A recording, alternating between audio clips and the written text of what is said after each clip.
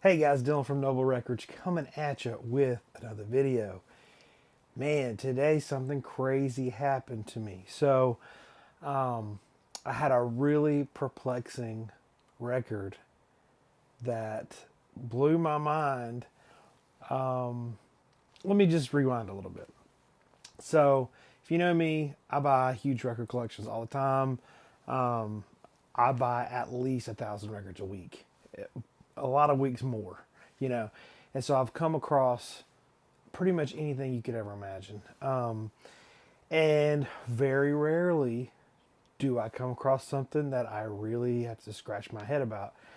And today, this is something that happened to me that was just so mind blowing. I was so confused.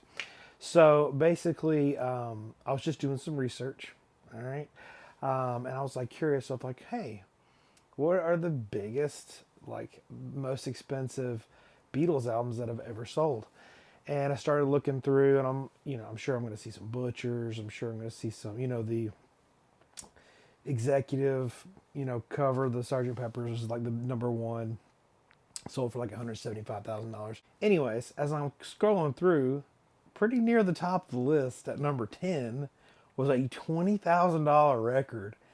And when I saw it, my jaw dropped because I have that record. And I was like, and mine is nicer than the one that was pictured. So I was like, I'm sitting next to my wife. I'm like, Emily, this record went for 20 grand and I have it.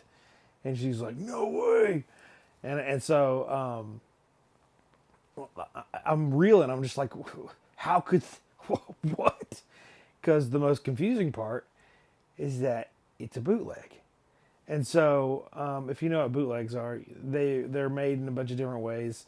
You have different types of bootlegs. Some of them are like counterfeit albums, like albums that are really limited on vinyl that you can't get. That are like Frank Ocean Blonde is like the originals are really hard to find, so it's been like heavily bootleg. That's more like counterfeit than bootleg, but it falls in the same area.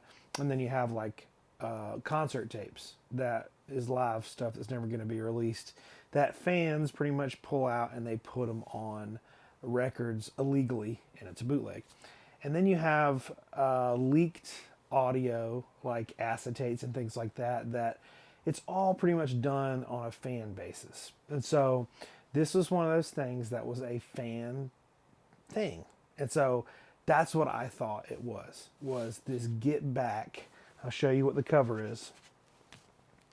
The Beatles Get Back. Now they came back and reshot the photo of them standing in the same place.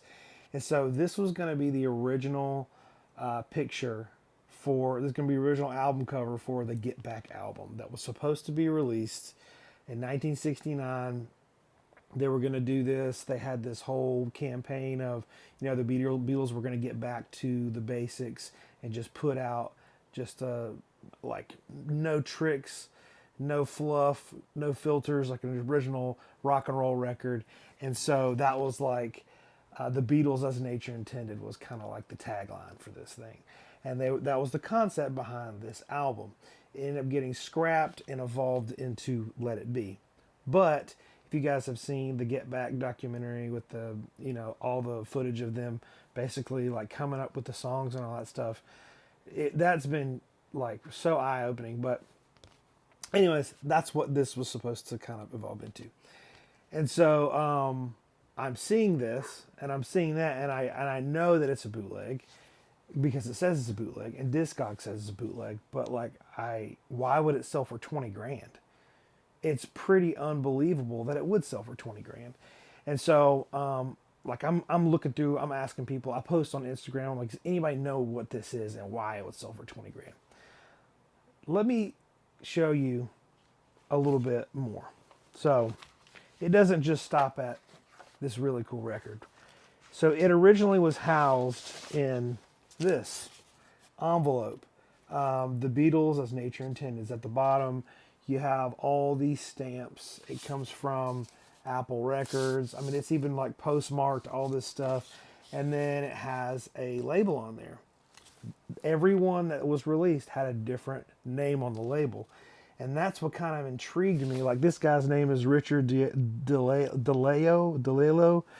And he was like this. He did like promotion and stuff for the Beatles, for Apple Records and stuff like that. So he was not a huge player in the game. Like, but I've seen some of them that are addressed to Phil Spector, Jackie Lomax, a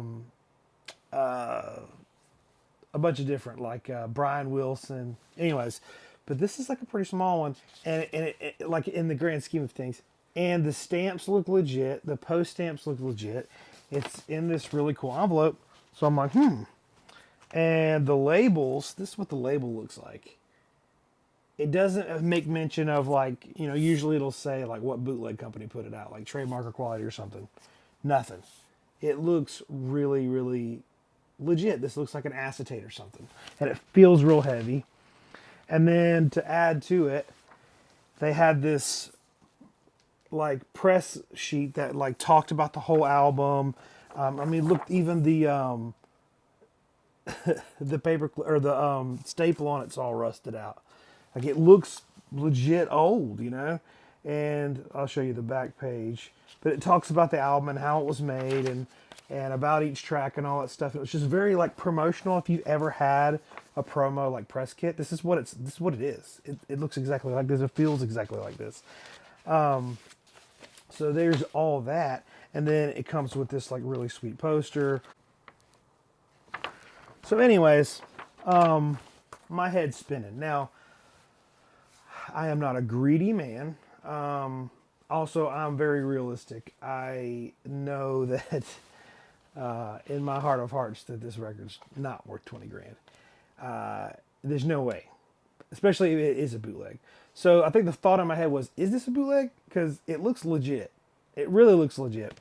But as I started going through, the one thing that really set me off that it was a bootleg, the only thing, because I'm telling you, everything else looks really, really, really legit, was this jacket. It has the feel of, it doesn't have the feel of a UK record from 1969. The cardstock's different. The laminate's different. It's just different. I've handled a ton of records. I've done a ton of UK pressings from the late 60s, early 70s. This is not what it feels like. This feels 80s. And that's what it was. An 80s bootleg that was a reproduction to make it look like this. Because in Beatles lore, people knew that, like, well, they heard that some of copies of the Beatles Get Back was sent to radio stations and stuff like that, but no copies ever surfaced or anything like that. So upon like doing more research, I think the single was sent out to radio stations, but I don't know that there was actually ever a cover that was actually sent out. So that's been like the people that I've asked, like, yes, it's a bootleg. That's what it is. Now, it is a really rare one, and it does go for a lot of money.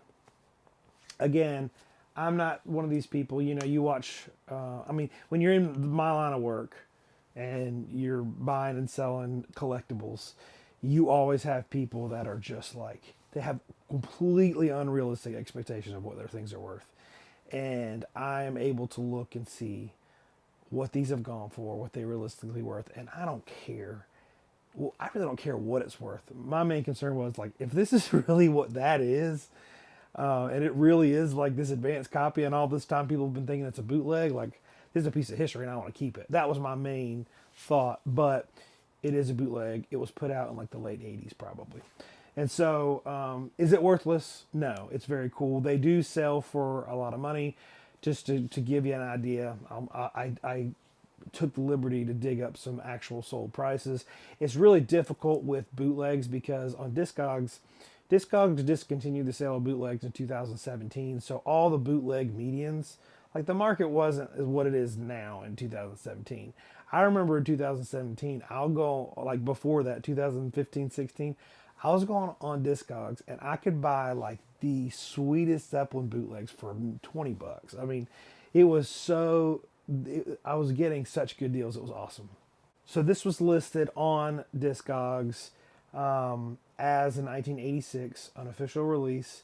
The Discogs median is $280. That's still a lot for a bootleg, and a lot for a bootleg back then. That was a lot. But it has sold pretty strong, like One sold for 200, one sold for 300, one sold for 280, and then they stopped doing bootlegs on there. And so that's why the median is at 280 on Discogs. You have in late 2020, one sold for $20,000 on eBay. I don't know why that happened. There's crazy things that happen. It for sure actually did sell on eBay for that much. I think that maybe someone thought that it was something that it wasn't, but still it says trademark of quality, which is like a well-known bootleg company, in the title. So the guy, the person that posted it was not pulling one over. Like, he didn't say this is a promo copy or whatever. They said trademark quality, and whoever bought it for 20 grand, 20 grand. I would love to know why it went for 20 grand. Maybe, people put bonkers prices on Discogs or on eBay listings sometimes, and sometimes they sell because right place, right time, somebody wants it bad enough. I don't know. But that was the top one that went on Discogs. It went in 2010, which the market was way low in 2010. It went for 1,270 pounds. In 2020, it went again for $12.95 US. It went again in 2004, which the market was super low in 2004. It went for $13.58. But these are marketed as the Beatles Get Back promo LP poster press kit. Like, none of this is saying bootleg or anything like that. Like, it went for $1,000 in 2023 with all this stuff.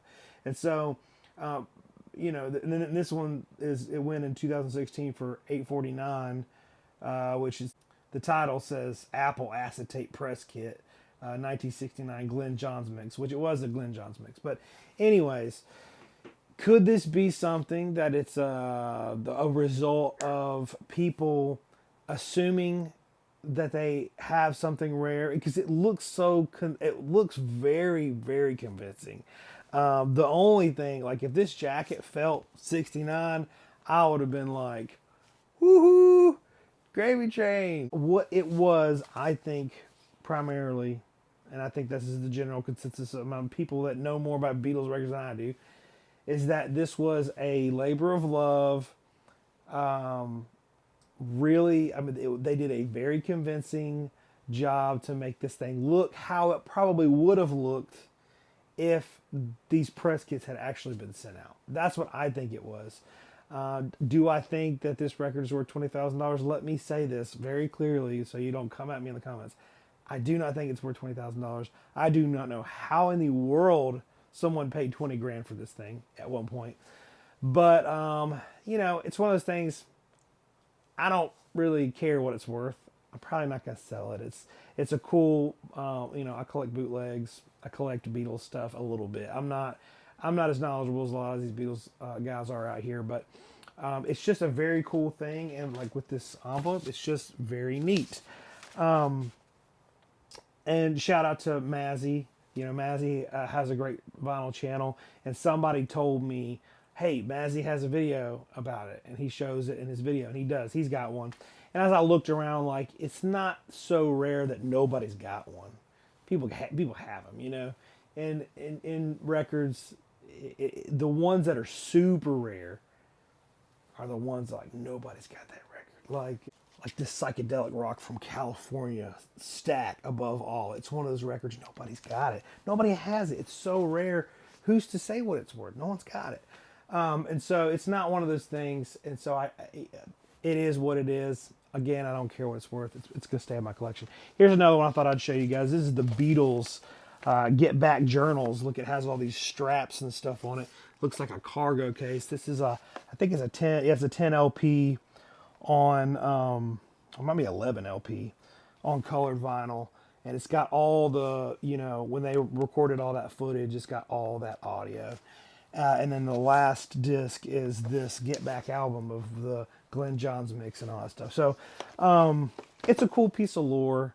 And if you're not careful when you get swept up in it, you can think you got $20,000. But some of these auction results, sometimes you have to take it with a grain of salt because you don't know what the circumstances were. I've seen some stuff go, and I'm like, what? Why would it go for that? So, could be worth $1,000. That's, in my opinion, best case scenario. But to me, it's a good laugh. I've had this thing for several years. I bought this. Got this huge lot of vintage bootlegs from somebody a while back, and this is one that I was like, man, I'm keeping. This is so cool. It's like a press kit. And at the time, I was like, I don't know what this is, but I'm gonna put it on my shelf and I'll figure it out later. And then when I saw that listing, I was like, holy Toledo. But False Alarm, unfortunately, wasn't the $20,000 record that I had hoped. But, you know, Beatles stuff is really tricky like that because there's so much Beatles stuff and almost all of it has been mass produced, so it's not really worth that much money. You know, Beatles records are worth 20, 30 bucks here in the States. You know, most of them are worth that if they're in decent shape, but occasionally a really rare one sneaks in there and you're like, wait a minute. And so you got to be careful. But thank you guys for watching. Leave me in the comments, what's the rarest record you have? I want to hear about it. I want to hear about the rarest record you have. Put it in the comment section if you watch this long. Thank you guys for watching. We'll see you guys next time.